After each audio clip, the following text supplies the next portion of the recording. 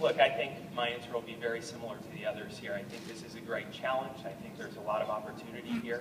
And it's an important challenge for us. There are 100,000 kids who need to have a good education. There are 14,000 employees who need good working conditions, who need to feel a part of the system. And there are thousands of folks in the community, taxpayers and parents, who are counting on us to help to provide some governance and make sure that trust is rebuilt in the system. And so I think there's a great challenge, and it's a great opportunity because there are a lot of people who will be impacted by it. So that was really important. Mr. Coleman, there's going to be a lot of people, you probably asked this in the process, the vetting process. And it's a rather blunt question, but what makes you and the other fine people out here believe that you can do a better job than the previous 6 people that you've replaced? Yeah. I think that all we can hope is that we do our best job. I think there are a number of qualified people here. I'm just getting to know some of these folks, but I've certainly read the bios like you have, and I'm just impressed that all of them very honored to be a part of that group because it is such an impressive group. And I think from the folks I've talked to, there's just that real dedication to making something positive happen. I think there's a positive energy in the room right now. I've just heard folks talking about how much they want to serve the system, how important this is to them. And so I just have faith that everyone here has the right intentions, that they have the backgrounds to make this work. Okay, final question. I'm with Innovation Spanish Language.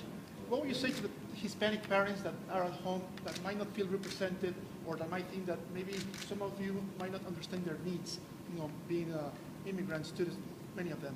All right. My name is Thad Mayfield, representing District 9.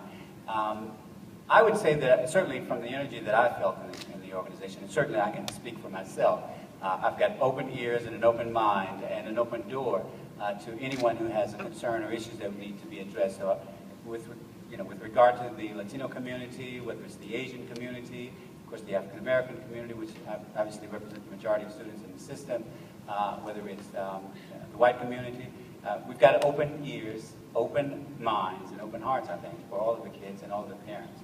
What do you think the biggest challenge will be for you guys? Well, I think the biggest challenge will be sort of sorting through, how do we set priorities beyond getting off probation? I mean, getting off probation is clearly a milestone that we've got to address quickly, but that's not the end goal.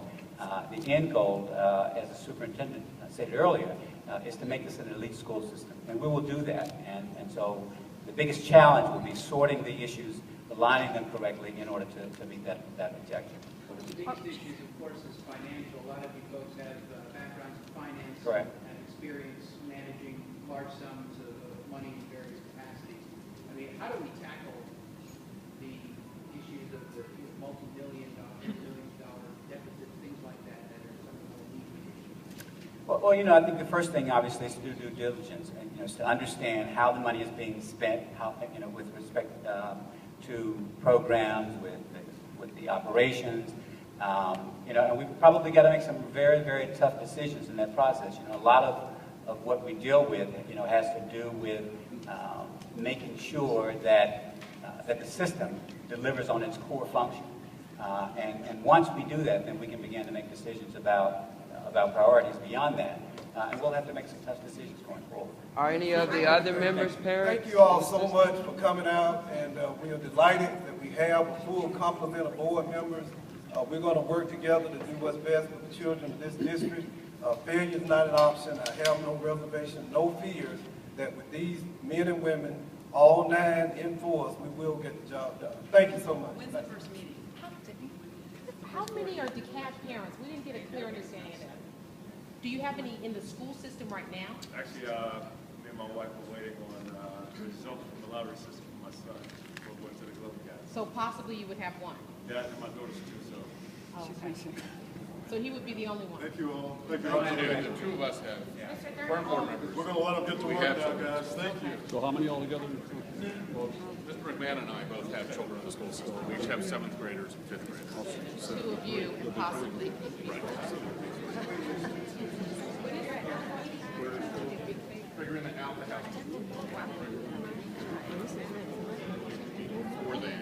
Because there's a lot of housekeeping matters that haven't been addressed in a few weeks, and so we're just going to figure that out. Chair will call.